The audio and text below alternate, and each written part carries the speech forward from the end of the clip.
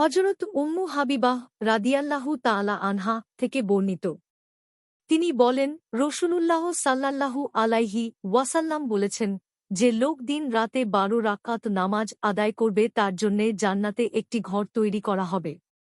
সে ১২ রাকাত নামাজ হল ৪ রাকাত জোহরের ফরজের পূর্বে আর ২ রাকাত জোহরের ফরজের পরে, ২ রাকাত মাগরিবের ফরজ নামাজের পরে, ২ রাকাত ইশার ফরজ নামাজের পরে, আর ২ রাকাত ফজরের ফরজ নামাজের পূর্বে।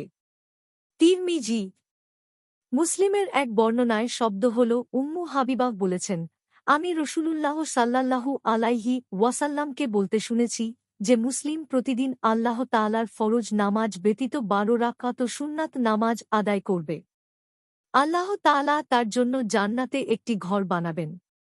অথবা বলেছেন, জান্নাতে তার জন্যে একটি ঘর বানানো হবে। তিরমিজি ৪১৫, মুসলিম ৭২৮, নাসাই ১৮০৬, ইবনু মাজাহ ১১৪১, সহিহ আল জামি ৬৩৬২, মিশকাতুল মাসাবিহ ১১৫৯। হাদিসের মান সহিহ।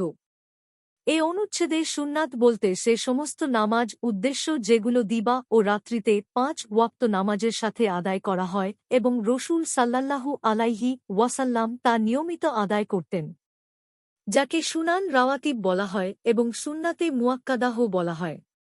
ইমাম আবু হানিফা, ইমাম শাফি ও ইমাম আহমাদ রহমাতুল্লাহি আলাইহি এর মতানুসারে রাওয়াতিব সালাতসমূহ বিধিসম্মত এবং তার জন্য নির্দিষ্ট সময় ও সংখ্যাও নির্ধারিত, চাই তা ফরজ নামাজের পূর্বে অথবা পরে হোক। ইমাম মালিক রহমাতুল্লাহি আলাইহি এর মতে এর জন্য নির্দিষ্ট কোনো সময়ও নেই এবং নির্দিষ্ট সংখ্যাও নেই, তবে ফরজ নামাজের পূর্বে বা পরে ইচ্ছানুযায়ী নফল নামাজ আদায় করতে কোনো বাধা নেই। ইবনু দাক্কিক আল ঈদ বলেন, ফরজ নামাজের পূর্বে সুন্নাত নামাজ বিধিবদ্ধ হওয়ার হিকমাত এই যে, মানুষ যখন দুনিয়াবী ব্যস্ততার মধ্যে থাকে তখন ইবাদাত হতে দূরে থাকার ফলে তার অন্তর আল্লাহর সান্নিধ্য হতে দূরে থাকে। তাই আল্লাহর সান্নিধ্যে আসার প্রস্তুতি স্বরূপ এ নামাজের ব্যবস্থা করা হয়েছে যাতে বান্দা ফরজ নামাজে পূর্ণমাত্রায় আল্লাহর সান্নিধ্য অর্জন করতে পারে। আর ফরজ নামাজের পরের সুন্নাত নামাজ ফরজ নামাজের ত্রুটির পরিপূরক হিসেবে বিধিবদ্ধ করা হয়েছে, যেমনটি তামিম আদ-দারি সূত্রে মারফু হাদিসে বর্ণিত হয়েছে। কিয়ামতের দিন আল্লাহ তাআলা সর্বপ্রথম বান্দার নামাজের হিসাব নিবেন। যদি নামাজ পরিপূর্ণ পাওয়া যায় তাহলে তার জন্য পূর্ণ প্রতিদান দেয়া হবে। আর যদি বান্দা নামাজ পূর্ণ না করে থাকে তাহলে আল্লাহ তাআলা ফেরেশতাকে বলবেন, তোমরা দেখো আমার বান্দার কোনো নফল নামাজ পাও কিনা, পাওয়া গেলে তা দ্বারা তার ফরজ পূর্ণ করে দাও। অতঃপর যাকাতের ব্যাপারে ও অন্যান্য আমালের ব্যাপারেও অনুরূপ করা হবে। এ হাদিসের ভিত্তিতেই ইমাম নাবাবী বলেন, ফরজ নামাজে ঘাটতি থাকা সত্ত্বেও নফল নামাজে আদায় করা বৈধ ও গ্রহণীয়।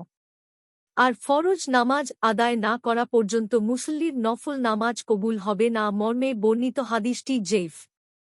আল্লামা মুল্লা আলী কারি বলেন, সুন্নাত, নফল, তাত্তাহ, মানদুব ও মুস্তাহাব এসবই সমার্থক। সবগুলো শব্দই এক অর্থ বহন করে।